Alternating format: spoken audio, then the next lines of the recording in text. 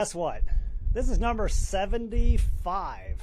75 groundbreakings, ribbon cuttings, major milestones for projects in the last 6 years since Governor DeSantis gave us that mandate to achieve more now for Florida's environment. And so it's quite a milestone. 75 projects. By the way, the district's 75 years old too. How about that? We got 75 done in 6 years. All right, so thank you, Garcia Farms and Osceola County, for hosting us at this ribbon cutting. Love saying ribbon cutting. And I am your MC for this afternoon. But without any further delay, I would like our board member that represents this area, Colonel Charlotte Roman, to kick us off for this excellent ceremony. Thank you, Charlotte.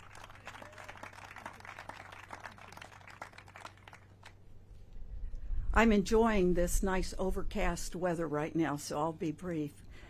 First of all, I'd like to welcome you to this wonderful, wonderful day where we celebrate this ribbon cutting of this important dispersed water management project. It's great to be back in Osceola County. I'm Charlotte Roman, Governing Board Member of the South Florida Water Management District, and I want to thank everyone for being here today to help us celebrate. I want to thank especially some folks that are our special guests today, my fellow governing board members, Chair Chauncey Goss and Ben Butler. They're here today along with our agency director, Drew Bartlett. I'd also like to recognize Representative Erica Booth, Commissioner Cheryl Grebe, Commissioner Jeanette Martinez, John Moore from the Florida Department of Environmental Protection, Steve Smith from the Florida Department of Agriculture and Consumer Services, Ava Velez from the U.S. Army Corps of Engineers, who is here representing Colonel Brandon Bowman of the Jacksonville District. And I want to also thank Garcia Land Management, our host today, and Josh Kellum. Today we celebrate the completion of this very special water quality improvement project that will reduce nutrients flowing into Lake Okeechobee. Last year I visited this project site and I met with Josh Kellum and his team and even met the owner's grandson. It was a great visit and it was especially memorable, and let me tell you why. When we had a great day of discussion over a map, and we were talking about the project and how Josh wanted to improve it and what he could do, and it was a fabulous day. We finished up, and they had prepared a buffet lunch. To my surprise, it included steak. Now let me tell you the significance of this. I traveled throughout a 10-county area, visiting ranch lands all throughout the entire spectrum of folks that I meet with. And I see cows grazing in the pasture land. I see eat more beef signs. And I just drive by them frequently as I'm making my way around. But this meal was a first. I told Josh that in all these years looking for where's the beef, I finally found the beef, and thanks to him. So I want to thank everyone who worked with me to help my understanding of this project and also to make those meetings extremely delicious. And I think Eric Sutton was the grill master that day, but it was memorable for those reasons. Dispersed water management projects like this one are innovative solutions to help manage the 50-plus inches of rain that we get in a given year here in Florida. They provide water storage on private land, they help improve water quality, and they enhance plant and wildlife habitat. This project will divert water from the Kissimmee River and Blanket Bay Slough for treatment on approximately 7,000 acres of privately owned land north of Lake Okeechobee.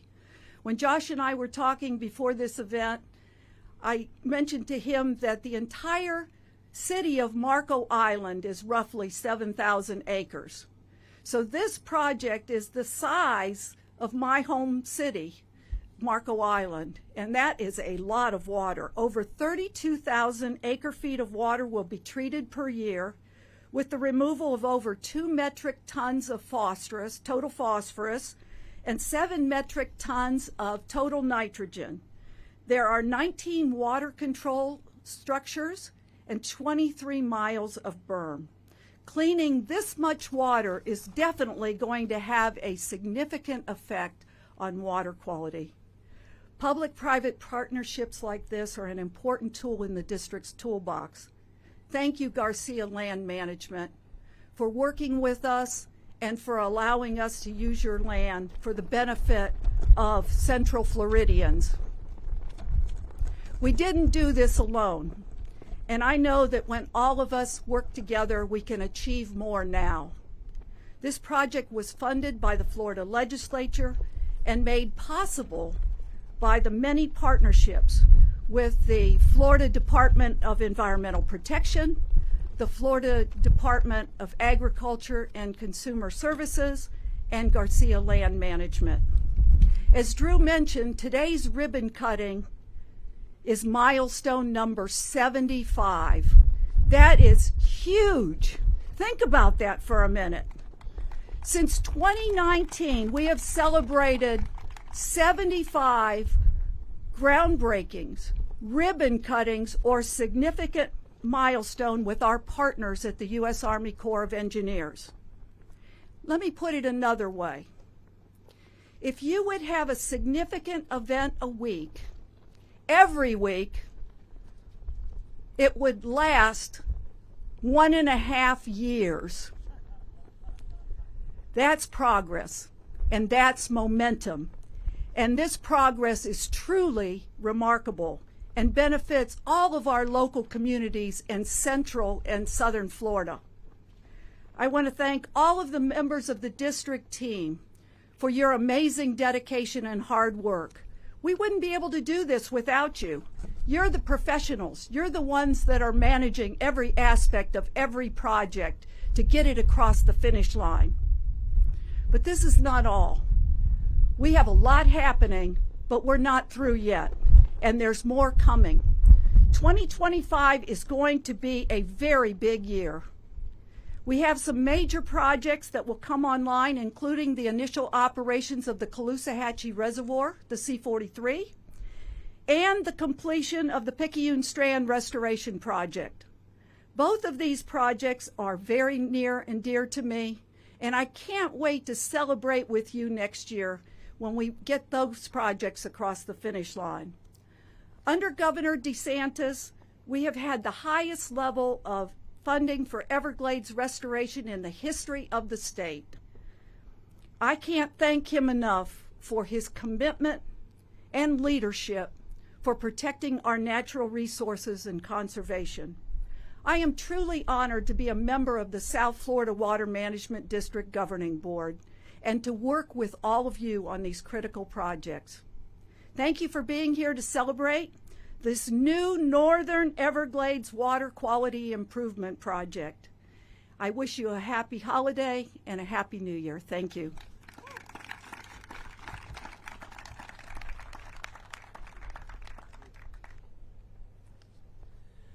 All right. Other duties is assigned. Hang on a second.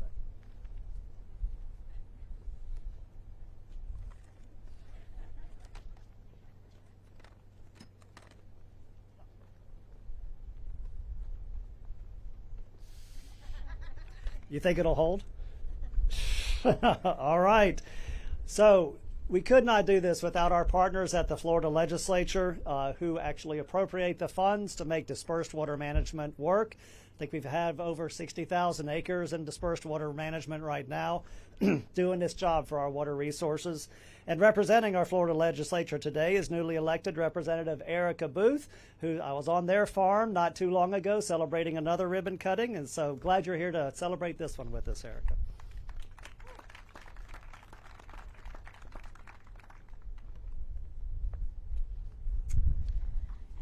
Good afternoon. It is a privilege to be here today as your newly elected state representative to the Florida legislature and House District 35. Woo!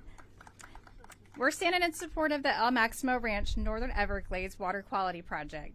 Just a few weeks ago, in September, we were here cutting ribbon on the Parton Family Ranch Dispersed Water Management Project, a project my family is proud to be a part of just up the road.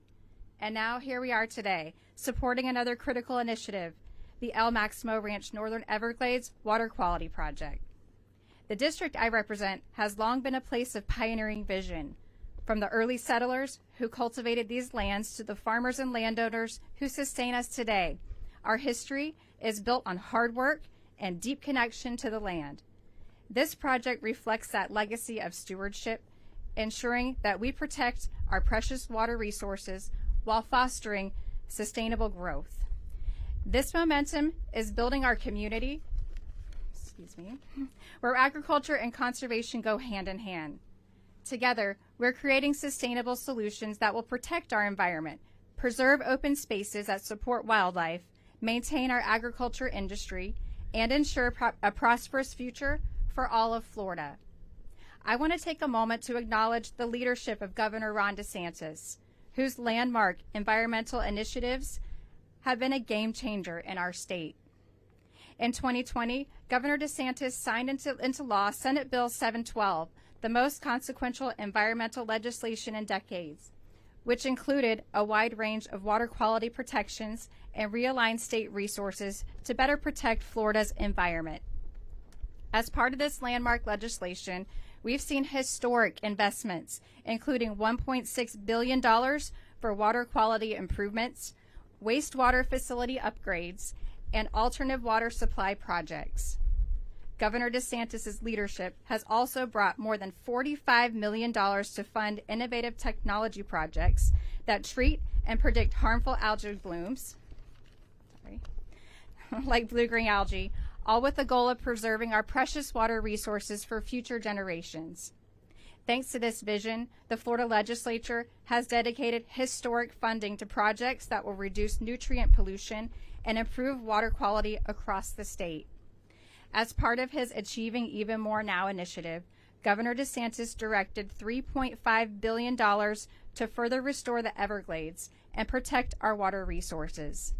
This includes supporting critical projects like El Maximo Ranch, which not only addresses water quality in the Northern Everglades, but also protects our agriculture lands and local economy. His leadership and these unprecedented investments make it clear we are committed to ensuring a sustainable future for Florida's water resources, agriculture, and our communities. This project is a testament to what we can achieve when we all work together, government, private landowners, and environmental leaders. It's a reminder that protecting our water, supporting our agriculture heritage, and promoting economic growth can go hand in hand. As Florida grows, we must continue to honor the pioneering spirit of those who came before us, ensuring that we leave behind a legacy of sustainability, stewardship, and prosperity. Once again, I extend my deepest thanks to Governor Ron DeSantis, the South Florida Water Management District, the Florida Department of Environmental Protection, the Florida Department of Agriculture and Consumer Services, and Garcia Land Management, LLC, for their leadership in this initiative. By working together on projects like the El Maximo Ranch and the Parton Family Ranch, we are not only protecting our environment, but also honoring the legacy for those who came before us, ensuring that the future of Florida remains as resilient, vibrant, and sustainable as the land and the traditions that have shaped our heritage. Thank you.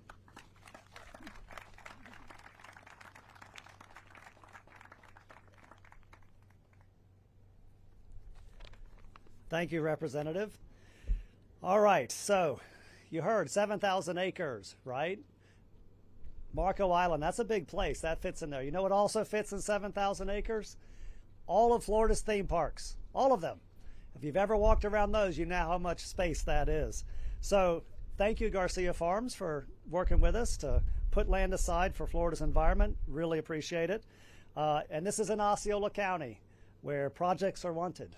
And we have a representative from Osceola County who's been a champion for the environment ever since I've known her, and probably before that, Cheryl Grebe, Commissioner Cheryl Grebe.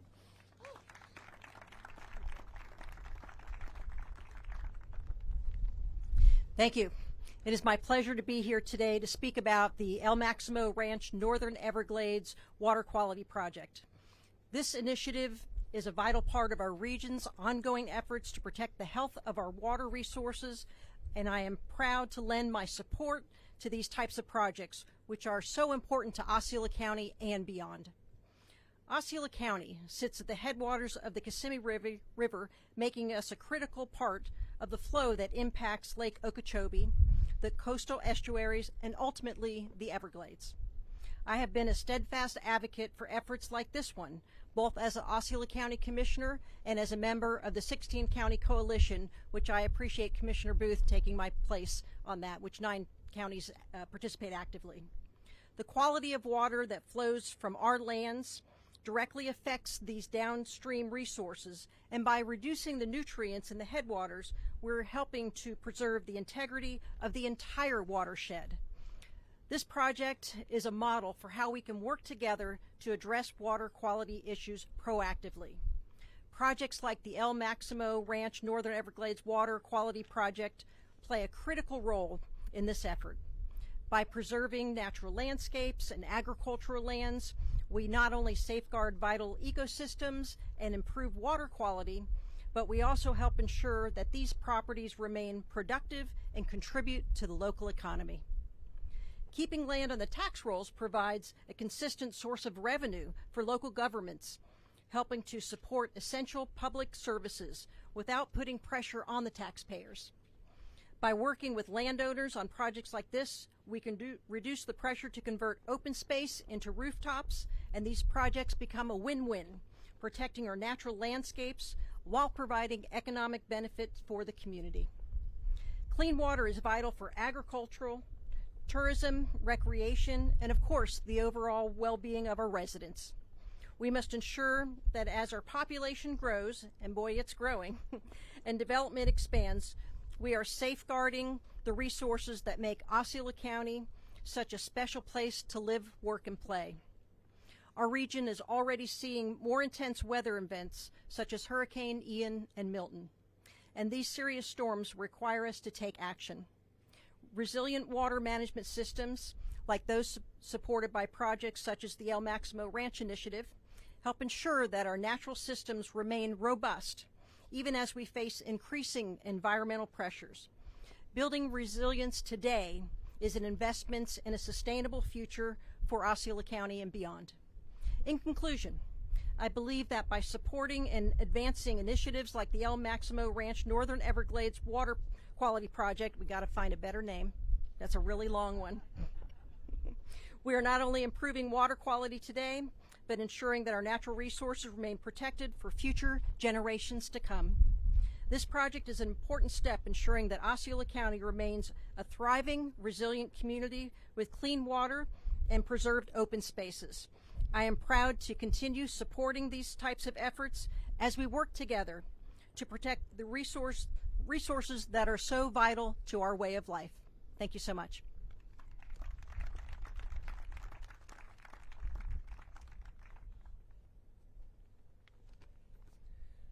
All right, so every year this project can pump about 10 billion gallons. 10 billion gallons. Now, how much is that? Can you get your head around that? No. Maybe 1 gallon you can get your head around.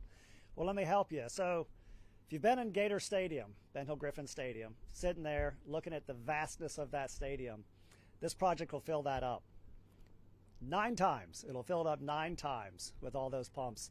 I like to imagine all the people in scuba. So anyway, quite a scale. And we can't do this without partners and partnerships, right, in these kind of projects. And one of our steadfast partners at the South Florida Water Management District and the landowners is the Florida Department of Environmental Protection, who are there with us the whole step of the way. And we have John Moore, who is the DEP Environmental Administrator in our area.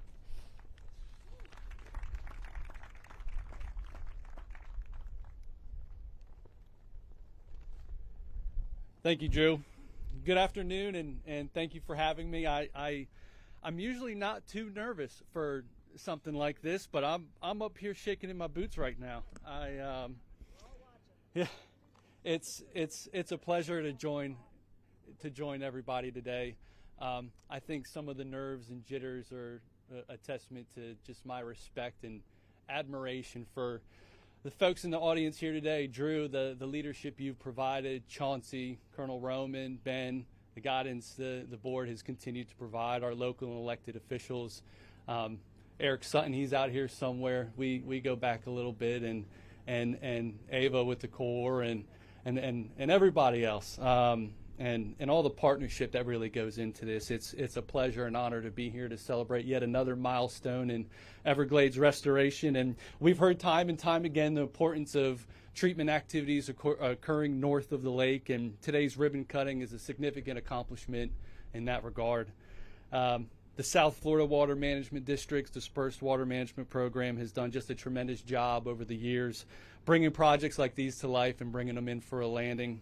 And Director Bartlett, under your direction, the future looks bright.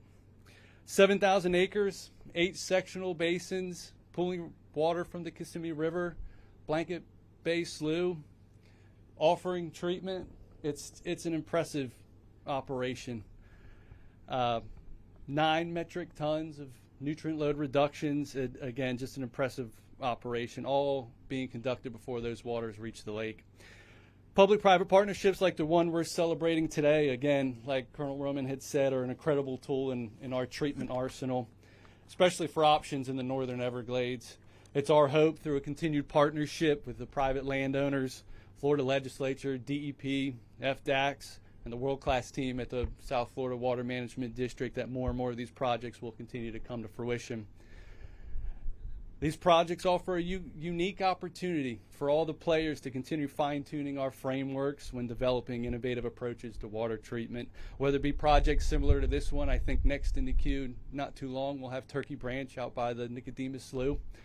Or for projects in other regions across the state, we know that real estate is fine and far between as the years go on, and again, the partnerships with private property owners, again, Garcia Farms, greatly appreciated. Those types of partnerships are going to bind our efforts moving forward. I'd also like to second and build upon the sentiment, thanking our Governor Ron DeSantis and the Florida Legislature for their continued support of these restoration efforts. Year after year, historical funding and allocations coming down the pipe for these projects, and it's just fantastic to see. 75 major milestones since 2019, and we're looking forward to many more. Thank you.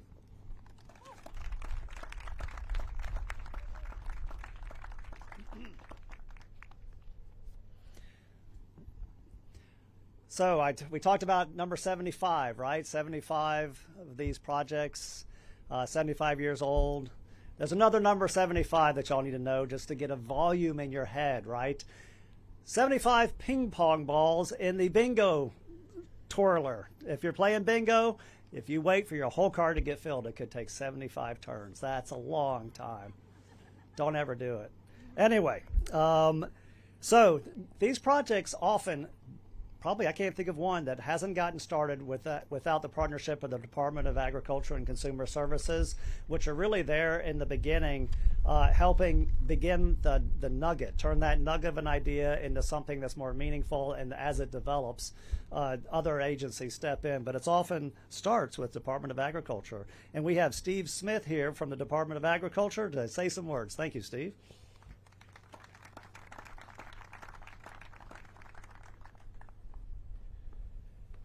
Thank you, Drew.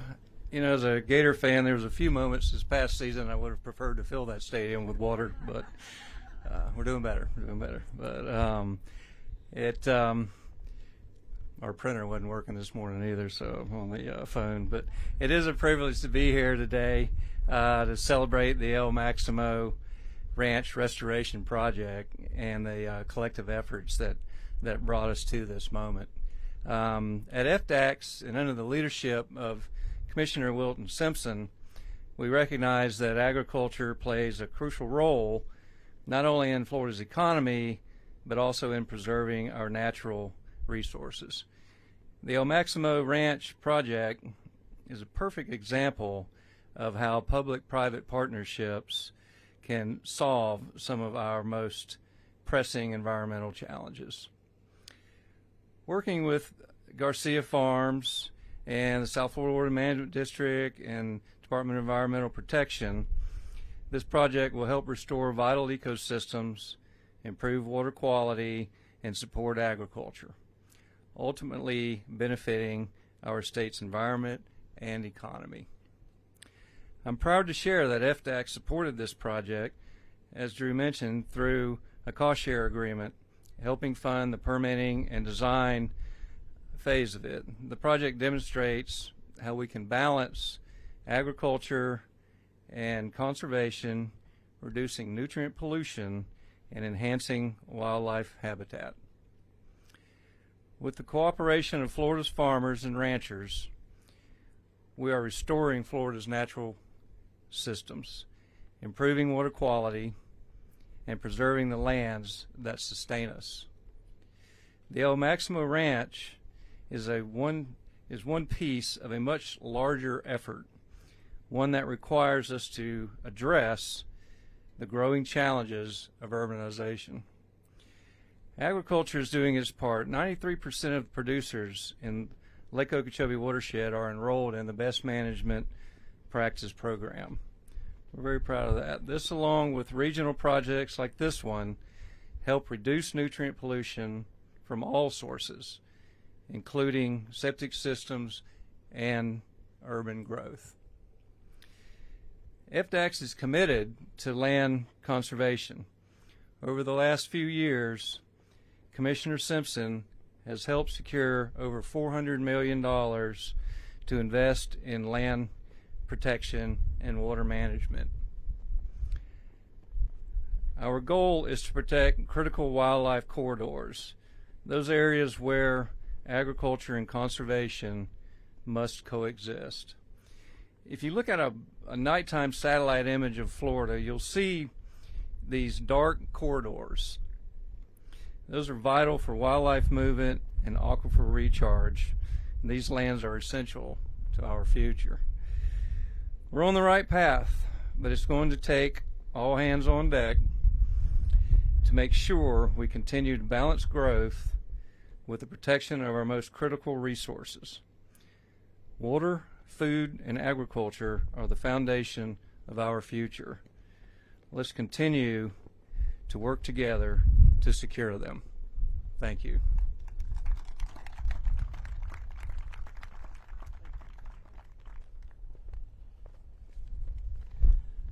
Thank you, Steve. So, folks, we heard about how many pounds, metric tons of phosphorus and nitrogen pollution get taken from this project so it doesn't get to the Kissimmee River and Lake Okeechobee. Ultimately, it's 20,000 pounds of nitrogen and phosphorus pollution prevented from getting to our water resources. 20,000 pounds. That rock right there is probably 6 or 7 pounds. I know that personally. But how big is 20,000 pounds? So just imagine a Ford F-150 parked here with a Tyrannosaurus Rex in the back of it. That's what it looks like. Ben, I know you'd want to see that. All right.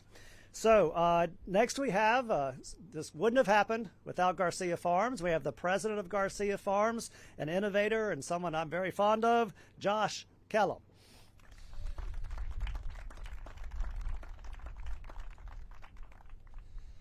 Thank you, Director. We went from Tyrannosaurus Rex to bingo to flooding the Gator Stadium. I love it. And now, losing my notes. I just love the humor. So you've heard some amazing things today about this project, and what an honor it is to be able to stand here in front of you all and be somebody that's been a part of this. But there's been a lot more people, so my goal today, I really want to just highlight some of our amazing partnerships that have gotten us to where we sit today. First and foremost, South Florida Water Management District. Without you all, Drew, your leadership, Colonel, Ben, Chairman Goss, you all have been rock stars. Your staff has been amazing to work with, from Anthony Betts to Megan Jacoby to a number of others that have worked on this project. We're thankful for that partnership, because private landowners coming to government agencies is typically scary. it's typically scary for us to come and say, hey, we want to do a project together, and not only do we want to permit it through you, we want to partner with you. But you all have made that possible for this project today. And on our side, our team that has worked hard on this, a dear friend of mine, a partner of ours, Wayne Kaplan, and his team, we wouldn't be standing here today with a constructed project if it wasn't the partnership between Garcia and Kaplan that have made the construction of this project successful. Our team, our Garcia team, led by Russ Murley, Robbie Armstrong, and others, who have just worked countless hours out here to take a project. I remember when we originally looked at the construction schedule on this, we were looking at 2.5 to 3 years, and we honestly finished the bulk of the construction in about 13 months. From there, we then got into the nitty-gritty of putting the pieces together in the pump stations and getting everything wired up and functional for where we stand today. But it's really been a strong partnership, and another key partner in this process was Larry Williams at U.S. Fish and Wildlife Services. Between the fish and the Army Corps of Engineers, you guys did an amazing job helping us. And then somebody that's been a right hand to me for a very long period of time, Bob Brown, him and his efforts in helping move this forward. This project, I heard a joke about the name of this. This project has had a couple names. And the original name of this was the Maximo Dispersed Water Management District Project. And I'd be remiss to not thank the Maximo family, because it was really their vision in 2015 that set the course for this project to get designed, engineered, and then ultimately now what we see today. So I just want to make sure that the Maximo family is recognized in this process. This project, if you all don't know about the Dispersed Water Management Program, there were 6 original projects within the Dispersed Program, and this project is one of the 6. So to not only be able to celebrate the 75th project in the 75th year of the district, we're standing on what I would call a pioneer project for the overall Dispersed Water Management Program. And to be a part of that, to now be the operator of this project, to be the construction arm of this project, and to now see it function is something that's very special, I know, to our team and to a numbers here. And another partner of ours, Florida Power and Light, the underlining landowner out here, is somebody that is extremely important to the success of land and land management throughout the state of Florida, with continuing to provide us power. So it's an honor. It's an honor to stand here. You heard some amazing statistics about this project, and it'll be really great to now be a year down the road of operations and to actually watch this function, to actually watch the statistics that we heard about flow through here. To fill up the Gator Stadium 9 times is just something that's remarkable. And this program is a real program. This program is a program that the state is seeing true results in. So we as a company, the Garcia companies, through our agricultural operations and our development operations, look forward to remaining as a partner to the Water Management District, the state of Florida. And you've heard a lot talked about Governor Ron DeSantis. We wouldn't be here today without the efforts of Governor Ron DeSantis that has helped accelerate a environmental program for Northern Everglades, something far beyond any of us thought that would ever happen or be able to happen. So thankful to the legislature and the governor for stepping up to the cause. And again, we're thankful for you all to come out here in a very remote area to be a part of this celebration, and we're looking forward to many more successful projects in the future. Thank you.